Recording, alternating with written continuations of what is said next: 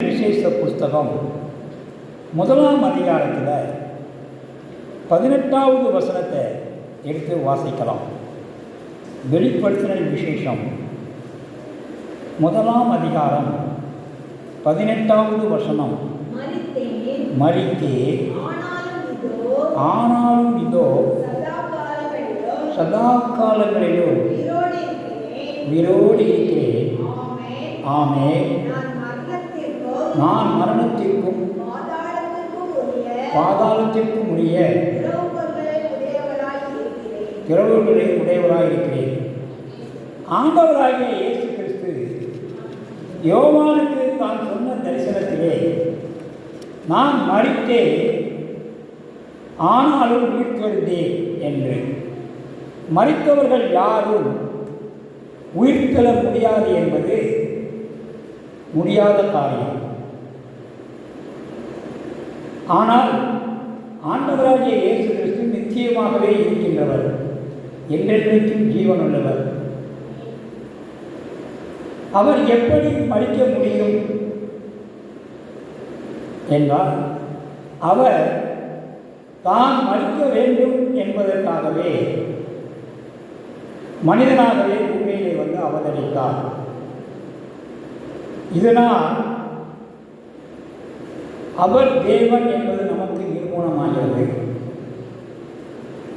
அவரிடம் அழியாத ஜீவனுக்குரிய வல்லமை என்றென்றைக்கும் இருக்கிறதாகவே இருக்கிறது. உயிர்த்தெழுந்த இயேசு கிறிஸ்து இன்றைக்கும் நமக்கு பிரதான ஆசாரியராக இருக்கின்றார். அந்த ஆசாரியத்துவம் என்றென்றைக்கும் நிலைத்திருக்கக்கூடியது அவருக்கு. முறைமை, அதாவது மெல்கிசேதேக்கின் முறைமைப்படியான ஆசாரியர் ஆனார் என்று வேதத்திலே சொல்லப்படுகிறது. ஆசாரியத்துவம் என்றாலே மெல்கிசேதேக் முறைமைதான். மெல்கிசேதேக் என்றால் என்றென்றைக்கும் உள்ளவர், என்றென்றைக்கும் நிலைத்திருப்பவர். ஆண்டவராகிய இயேசு கிறிஸ்து தான் அந்த மெல்கிசேதேக் என்றென்றைக்கும் நிலைத்திருக்கின்ற ஆசாரியராக இருக்கின்றார். அல்லேலூயா. நம்முடைய ஆண்டவராகிய இயேசு கிறிஸ்து மேசியா என்று அழைக்கப்படுகிறார். அவர் ராஜாவாக இருக்கின்றார், ஆசாரியராக இருக்கின்றார், நியாயாதிபதியாக வரப்போகின்றார். அல்லேலூயா. ராஜா என்றால் ஒரு வெற்றி பெற்ற ராஜா தோல்வியுற்ற ராஜாவின் மேல் அந்த தோல்வியுற்ற ராஜாவையும் அந்த ராஜாவின் படைகளையும் குனிய வைத்து, முட்டி போட்டு குனிய வைத்து, அந்த வெற்றி பெற்ற ராஜா அவர்கள் மேல் நடந்து தன்னுடைய ரதத்திலே ஏறுகின்ற பழக்கம் போர்க்காலத்திலே உண்டு. அல்லேலூயா. ஆகவே நம்முடைய தேவனின் ராஜா அரசு உரிமை அதை பெற்ற தேவன், அரசு ஆண்மை உள்ள தேவன், அதிகாரம் உள்ள தேவன். அவர் என்றென்றைக்கும் ராஜாவாகவே இருக்கிறார். அவரிடம் ஆளுகை செய்கின்ற செங்கோலை, செங்கோல் என்றால் வெற்றி பெற்றவருக்கு அளிக்கப்படுகின்ற மகிமை உள்ள ஒரு பொருள். அந்த செங்கோல் ஆண்டவராக இயேசு கிறிஸ்துவிடத்தில் இருப்பதனாலே அவர் பிதாவுடைய வல்லமையை இயேசு கிறிஸ்துவிடம் அளித்து மேசியா என்றென்றைக்கும் ராஜாவாக இருக்கிறார். இன்றைக்கு இந்த பூமியிலே எத்தனையோ நாடுகள் இருக்கின்றன. எல்லா நாடுகளிலும் சில நாடுகளிலே ராஜா உண்டு. ஆனால் ஜனநாயக நாடுகளிலே பிரதம மந்திரி, ஜனாதிபதி ஆட்சி முறைதான், அவர்கள்தான் முதன்மையானவர்கள். ஆனால் நம்முடைய மேசியாவுடைய 2ஆம் வருகைக்கு பின்பாக ஒரே ராஜா தான் இருக்க போகிறார். இந்த பூமி அனைத்திற்கும் ஒரே ராஜா. அவர் யார் என்றால் ஆண்டவராகிய இயேசு கிறிஸ்து தான் நமக்கு ராஜாவாக இருக்க போகிறார். 1000 வருடம் அரசாட்சியை இந்த பூமியிலே நிறுவப் போகின்றார். ஆமென். அல்லேலூயா. அடுத்து அவர் ஆசாரியராக இருக்கிறார் என்றால், ஆதியிலே மெல்கிசேதேக் பிரதான ஆசாரியராக இருந்தார். ஆனால் நியாயப்பிரமாண காலத்திலே ஆரோன் பிரதான ஆசாரியராக இருந்தார். ஆரோன் மரித்த பிறகு அடுத்தவரை பிரதான ஆசாரியராக நினைத்தார்கள். ஆகவே ஒருவர் மரித்தால் ஒருவர் அதற்கு பின் ஒவ்வொருவராக பிரதான ஆசாரியராக ஆனார்கள். ஆனால் ஆண்டவராகிய இயேசு கிறிஸ்து மரித்து உயிர் தெழுந்த பின்பு என்றென்றைக்கும் நிலைத்திருக்கின்ற மெல்கிசேதேக்கின் முறைமையின்படியான ஆரோனை காட்டிலும் தேவனால் நாமம் தரிக்கப்பட்டு உயர்த்தப்பட்டார். இன்றைக்கும் அவர் நமக்கு பிரதான ஆசாரியராகத்தான் இருந்து கொண்டிருக்கிறார். இன்றைக்கு பிதாவின் வலது பாரசத்திலே சிங்காசனத்திலே வீட்டிக் கொண்டிருந்து பிரதான ஆசாரியராக இருந்தவர், நீதிக்காக தன் உயிரையே கொடுத்த அந்த நியாயாதிபதியாகிய கிறிஸ்து சீக்கிரமாக நீதியுள்ள நியாயாதிபதியாக இந்த பூமிக்கு வரப்போகிறார். இந்த பூமிக்கு வரும்போது அவருடைய ராஜ்யத்தில் நாமும் சேர்ந்து கொள்ள வேண்டும் என்றால், கிறிஸ்து எப்படி தம்மை தாமே தாழ்த்தினாரோ, தான் தேவனுடைய பிள்ளை, பாவமில்லாத பிள்ளை, பரிசுத்தமுள்ள பிள்ளை என்றாலும் அவர் தன்னைத்தானே வெறுத்து நமக்காக அடிமையின் ரூபம் எடுத்து துயரமும் மரணமும் ஆழ்ந்த தண்ணீரை அவர் குடித்தார். ஆனால் 3ஆம் நாளிலே பிதாவாகிய தேவன் அவரை உயிர்த்தெழச் செய்து உயர்த்தினார். இன்றைக்கு நாமும் அதே போல கிறிஸ்துவிடம் நம்மை தாழ்த்துகிறவர்களாக இருக்க வேண்டும். தாழ்மை உள்ளவனையோ கர்த்தர் உயர்த்துகிறார். தன்னைத்தானே உயர்த்துகிறவன் தாழ்த்தப்படுவான். நாம ஒரு விருந்தாளி வீட்டுக்கு செல்லும்போது விருந்துக்கு அழைத்தவனிடத்திலே நாம தான் பெரிய ஆளுன்னு சொல்லிட்டு நாமே முன்னால் போய் ஒரு சேரில் உட்கார்ந்துருந்தா, நம்மை விட ஒரு பெரியவர் வரும்போது அந்த நம்ம விருந்துக்கு அழைத்த அந்த விருந்துக்காரர் நம்மை நீங்கள் போய் பின்னாலே உட்காருங்கள் என்று நம்மை எழுத்து பின்னாலே உட்கார வைத்து அவருக்கு யார் பெரியவராக நினைக்கிறாரோ அவரை அந்த இடத்துல உட்கார வைப்பார். ஆகவே தன்னைத்தானே உயர்த்துகிறவன் தாழ்த்தப்படுவான் என்பதற்கு இது ஒரு உதாரணம். நாமே பின்னாலே போய் உட்கார்ந்து விட்டால் நம்மை விருந்துக்கு அழைத்தவரே வந்து, ஐயா நீங்கள் பின்னால் உட்காராதீங்க, முன்னால் வந்து உட்காருங்க என்று நம்மை அழைக்கும்போது தன்னை தாழ்த்துகிறவன் உயர்த்தப்படுவான். தன்னை உயர்த்துகிறவன் தாழ்த்தப்படுவான். அப்போ கிறிஸ்துவை போலவே நாம் இருக்கணும். நாம் எப்படி இருக்கணும்னா, கிரீடோன் படையோட வெறும் 300 பேரோட தான் போனோம். பட்ட 300 பேரை எப்படி ஆண்டவர் தேர்ந்தெடுத்தால்,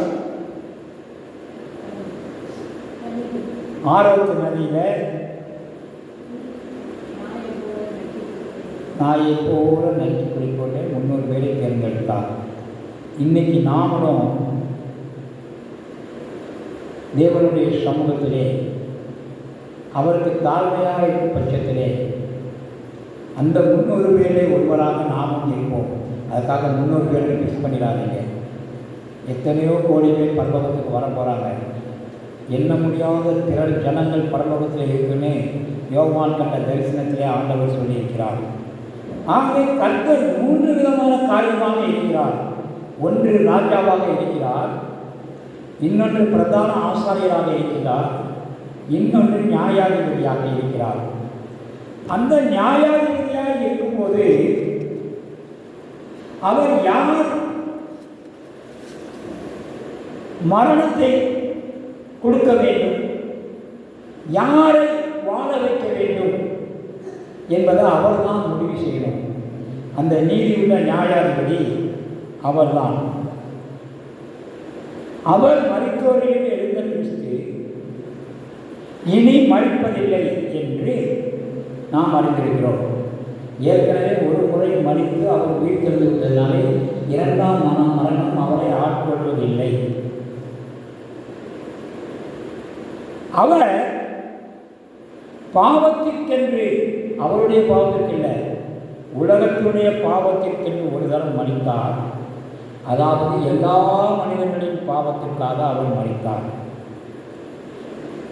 ஆண்டவராகிய இயேசு கிறிஸ்து பாவமில்லாத மனிதன், பாவம் நிறைந்த பூமிக்கு வந்தார், பாவங்கள் நிறைந்த மனிதர்கள் மத்தியிலே வாழ்ந்தார், மனிதனுடைய பாவங்களை தம்மையிலே சுமந்து கொண்டார், அவைகளை மரணத்தினாலே தம்மோடு புதைத்தார். கிறிஸ்து பாவத்திற்கு என்று மரித்தார். இப்பொழுதோ தேவனுக்கென்று பிழைத்திருக்கிறார். அதுபோலவே நாமும் பாவத்திற்கென்று மரித்து கிறிஸ்துவுக்குள் தேவனுக்கென்று பிழைத்திருக்கிறோம் ஞானஸ்நானம் எடுப்பதன் மூலமாக. வாசிங்க ரோமர் புஸ்தகத்தில் 6ஆம் அதிகாரத்தில் 9வது வசனத்தை எடுத்து வாசிங்க. யாராவது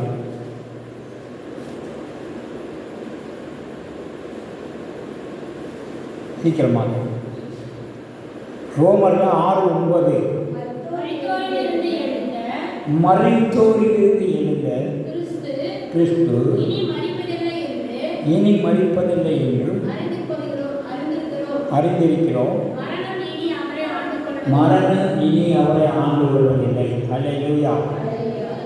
ஆகவேதான் அவர் மரணத்திற்கும் பாதாளத்திற்கும் உள்ள திறவுகோல்களை உடையவராக இருக்கிறார். மரணம் என்றால் அது ஒரு நிலைமை. நம்முடைய சரீரம் ஜீவனுள்ள போது இயங்கிக் கொண்டிருக்கிறது. இந்த சரீரத்திலிருந்து ஜீவன் போய்விட்டால் அது என்னது? வெறும் பாடி. இன்னும் நாம் சொல்லணும் மரியாதையாக டெட் பாடி அப்படின்னு சொல்லுவோம். ஒரு மனுஷன் எவ்வளவுதான் புகழ் வாய்ந்தவனாக இருந்தாலும் அவன் ஜீவன் இருக்கும் முறை தான் அவனுக்கு மனுஷன் என்ற பெயர். மறுத்துவிட்டால் பாடியை எப்போ அடக்கம் பண்ண போகிறீங்க, பாடி எங்கேருந்து எங்கே வருது, எப்போ வருது, அமெரிக்காவில் இருக்கா, ஆப்பிரிக்காவில் இருக்கா, எத்தனை நாள் இங்கே இருக்கும் என்றெல்லாம் அது பாடி பாடி என்றெல்லாம் சொல்வார்கள். ஆகவே மரணம் என்பது ஒரு நிலைமை, ஆனால் பாதாளம் என்பது ஒரு இடம். மரித்தவர்களுடைய ஆவி அங்கே போய் இருக்க வேண்டும். ஆண்டவராகிய இயேசு கிறிஸ்து நீதியுள்ள நியாயாதிபதியாக வரும்போது அங்கே மரித்தோர்கள் இருக்கின்ற ஆவியிலே யார் நரகத்திற்கு செல்ல வேண்டும், யார் பரலோகத்திற்கு செல்ல வேண்டும் என்று நியாய தீர்ப்பை வழங்கப் போகின்றவர் நம்முடைய மேசியாவாக இயேசு கிறிஸ்து தான். நீதியுள்ள நியாயாதிபதியாக வரப்போகிறவர் தான் அதை வழங்குவார். ஆகவே யார் வாழ வேண்டும், யார் மறிக்க வேண்டும் என்ற திறவுகோலை உடையவராக அவர் இருக்கிறார். ஆமென். அதை தீர்மானிக்கும் அதிகாரத்தை இயேசுவுக்கு நம்முடைய பிதா கொடுத்திருக்கிறார். தேவனால் மீட்கப்பட்டவர்களை மரணம் ஒருபோதும் ஆண்டு கொள்வதில்லை.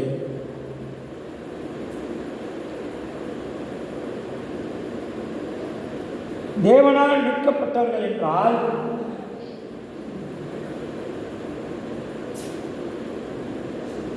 அவர்கள் பழைய பாவ சுபாவத்தை அப்படியே விட்டு விடுவார்கள். ஆனால் நோக்கத்துக்காக ஞானஸ்தானம் எடுத்தவர்கள் அந்த பழைய பாவ சுபாவத்தை விடவே மாட்டாங்க, அப்படியே இருப்பாங்க. சில பேர் சாட்சி சொல்லும்போது சொல்லுவாங்க, நான் மட்டும் ஞானஸ்தானம் எடுக்காமல் இருந்ததுன்னா அவனை சும்மாவே விட்டுருக்க மாட்டேன். ஏன் நீ ஞானசாமி எடுத்துக்கோட அந்த பழைய நிலைமை உனக்கு ஏன், அந்த எண்ணம் ஏன் உனக்கு வருது? ஆண்டவர் உனக்குள்ளே இருந்தால் அது வராது.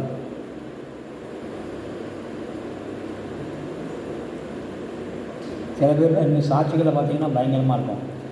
நம்மளெல்லாம் பயங்கர மாதிரி இருக்கும். நான் ஒரு ரவுடியாக இருந்தேன், நான் ஒரு சாராய வியாபாரியாக இருந்தேன் அப்படின்லாம் சொல்லுவாங்க. எதுக்குன்னா மற்ற விசுவாசிகள்லாம் தன்னை கண்டு பயப்படணும்னு நினைக்கிறாரு. அந்த பழைய பால் சுபாவத்தையே விட்டு விட வேண்டும். ஆனால் ஜனங்கள்லாம் அதெல்லாம் விரும்பாங்க. யார் புதுசாக வந்தாலும் சரி, உங்கள் சாட்சின்னு, உங்கள் சாட்சின்னு, உங்கள் சாட்சின்னு அப்படிம்பாங்க. அந்த சாட்சியை கேட்கக்கூடிய அளவுக்கு சத்தியத்தை கேட்க மாட்டாங்க. சாட்சி ஒரு தனிப்பட்டதுடைய சாட்சி. நிறையா நீங்கள் பாட்டு ஆராதனையில் பாடுறோம். சில பேர் சாட்சிக்காக பாட்டு எழுதி ஆண்டவரை மையப்படுத்தி பாடிட்டாங்க. மோசஸ் ராஜேஸ்வரி ஐயா பாடிட்டாரு, நான் நடந்து வந்த பாதையெல்லாம் கரண்டு மேடுகிறேன். அது அவர் நடந்து வந்த சாட்சியுடைய பாடல். நம்ம ஆராதனையில் அதை பாடுறோம். சாட்சிக்கு இருக்கலாம். ஆராதனைக்குமே பெர்க்மான் ஐயா அருமையான பாடலாம் கொடுத்துருக்காரு. ஆனால் இன்றைக்கி அந்த ஐயா சாதாரணமாக தான் ஆடினார். இன்றைக்கி ஆட்டம் பாட்டம் அதிரக்கூடிய அளவுக்கு, தேவனுக்கு பிடிக்கக்கூடாத அளவுக்கு சபைகளிலே இருந்து கொண்டிருக்கின்றது. ஆகவே கர்த்தர் சொல்கிறார், நானே உயிர்த்தெழும் ஜீவனுமாய் இருக்கிறேன், என்னை விசுவாசிக்கிறவன் மரித்தாலும் பிழைப்பான், நான் பிழைத்திருக்கிறபடினால் நீங்களும் பிழைப்பீர்கள் என்று யோவான் புஸ்தகத்தில் 11ஆம் அதிகாரத்தில் 25ஆம் வசனத்தில் சொல்கிறார். உயிரோடு இருக்கிறவர்களை நாம் கனப்படுத்துவது எவ்வாறு? நம்முடைய தேவன் நம்மை கனப்படுத்துகிறார். வரப்போகிறவராக, மாறாதவராக, நித்தியமானவராக, நிலைத்திருக்கப் போகிறவராக, சர்வ வல்லமையுள்ள தேவனாக, பரிசுத்தர் பரிசுத்தர் பரிசுத்தர் பரிசுத்தர் என்று அவர் பிதாவை புகழ்ந்து பாடுவதற்காக அவர் நம்மை கனப்படுத்துகிறார். ஆமென். ஆகவே இன்றைக்கு கர்த்தரை நாம் கனப்படுத்துவதனாலே நமக்கும் அந்த ராஜ்யத்திலே இருந்து கொள்ள வழி உண்டு. நான் அவரை பின்பற்றுவோமானால் அவர் நம்மை மரணத்திலிருந்து நீக்குகிறார், அவர் விடுதலையை தருகின்றார்.